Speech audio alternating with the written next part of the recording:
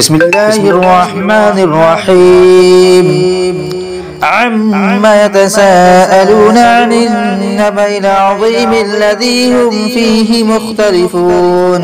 كلا سيعلمون ثم كلا سيعلمون. ألم نجعل الأرض مهادا والجبال أوتادا وخلقناكم أزواجا وجعلنا نومكم سباتا وجعلنا الليل لباسا وجعلنا النهار معاشا وبنينا فوقكم سبعا شدادا وجعلنا سراجا وهاجا وأنزلنا من المعصرات ماء ثجاجا لنخرج به حبا ونباتا وجنات ألفافا.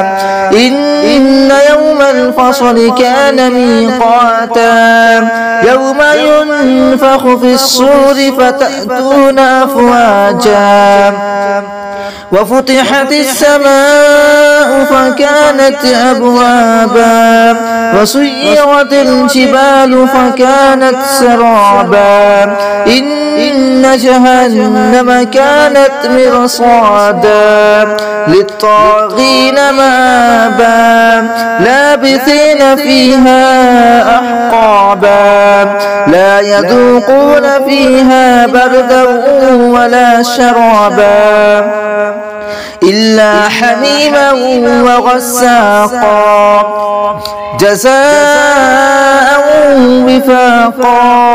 إنهم كانوا لا يرجون حسابا وكذبوا بآياتنا كذابا وكل شيء أحصيناه كتابا فذوقوا فلن نزيدكم إلا عذابا.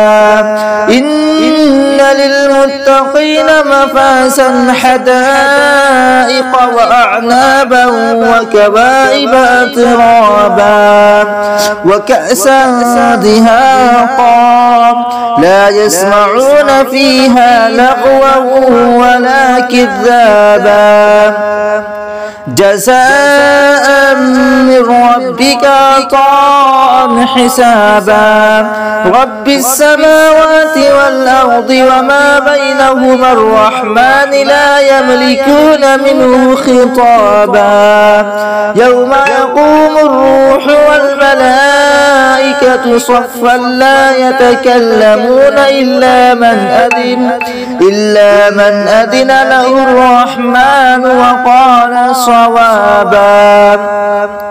ذلك اليوم الحق فمن شاء اتخذ إلى ربه مآبا. إنا أنذرناكم عذابا قريبا يوم ينظر المرء ما قدمت يداه ويقول الكافر يا ليتني كنت ترابا. صدق الله العظيم.